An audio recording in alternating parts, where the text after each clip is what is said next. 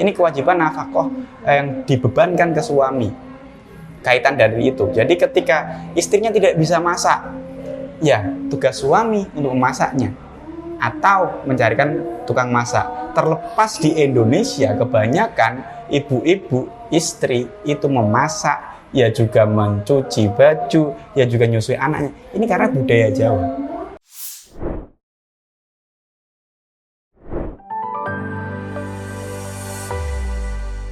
Jadi sebenarnya memasak, mencuci baju,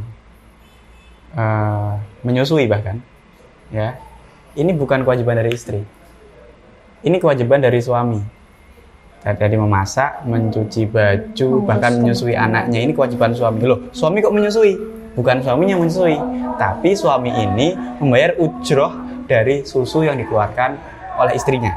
Kalau sekarang, kalau dulu, jenengan kalau belajar tarikh Kanjeng Nabi kan ada itu apa dinamakan Nabi disusui oleh Halimatus Sa'diyah, karena zaman dulu ada namanya rodok. Jadi seorang ibu susu namanya rodok. Jadi budaya Arab juga seperti itu, dan itu memang kewajiban dari seorang suami untuk mencukupi menyusui anaknya, kemudian tadi mencuci baju dan memasak. Jadi seorang istri tidak ada kewajiban tiga ini sebenarnya. Ini kewajiban nafkah yang dibebankan ke suami. Kaitan dari itu. Jadi ketika istrinya tidak bisa masak, ya tugas suami untuk memasaknya atau mencarikan tukang masak. Terlepas di Indonesia kebanyakan ibu-ibu istri itu memasak, ya juga mencuci baju, ya juga nyusui anaknya. Ini karena budaya Jawa. Dalam kitab Ukhutul Ijan dikatakan, Mbah Nawawi Banten mengatakan memang ada pahala-pahala tersendiri, ada fadilah-fadilah tersendiri ketika seorang istri mau mencucikan baju suaminya, apalagi ketika melihat misalkan di sininya atau di sininya ada bekas dakinya atau bekas kotorannya, kemudian suami ketika istri itu melihat itu, istrinya terenyuh, istrinya itu pahala yang luar biasa untuk istri yang mau mencuci baju suaminya. Pahala yang luar biasa juga ketika seorang istri mau memasakkan makanan untuk keluarganya, termasuk suami dan anak-anak tentunya. Dan juga ketika seorang istri mau menyusui anaknya tanpa ujroh.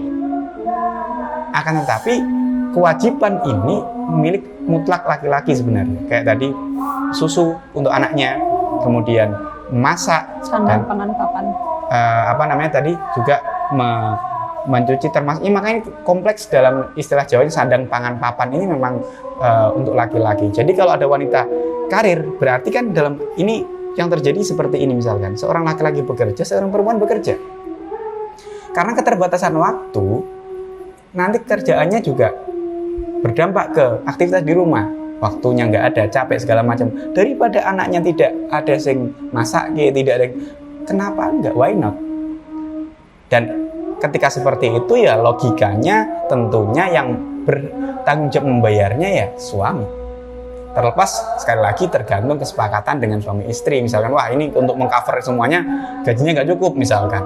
Akhirnya paruh-paruh atau untuk itu bagian wallahu alam itu silahkan untuk kesepakatan masing-masing. Akan tapi memang semua itu kewajiban dari suami. Jadi ketika ada wanita karir tentunya juga sudah dimusyawarahkan dengan suaminya untuk istri bekerja, karena memang yang bekerja seperti yang dibahas di awal tadi ya memang laki-laki harusnya, tapi dalam beberapa kejadian memang ada yang justru yang bekerja istrinya atau dua-duanya saling bekerja seperti itu. Menjadi nggak apa-apa, yang penting tadi bisa dimaklumi dan bisa ada kesalingan, saling ridho, saling memahami, seperti itu mungkin dari saya.